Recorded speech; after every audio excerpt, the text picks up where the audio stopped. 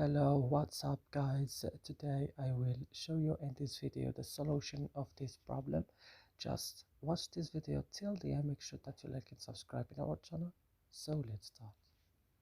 Now you have to go and open the settings of your phone. After this, go directly to apps. Here search just for Snapchat. Not Snapchat guys, sorry, Picsart. When you found Picsart, open it like this and go to storage. Then go to clear data, click OK, and also clear cache. Go back, click on for stop, click OK. And now the last thing is to go into Play Store and updating your Picsart. And that's it. I hope this video is helpful for you. Don't forget to like it, subscribe in our channel, and see you in another video.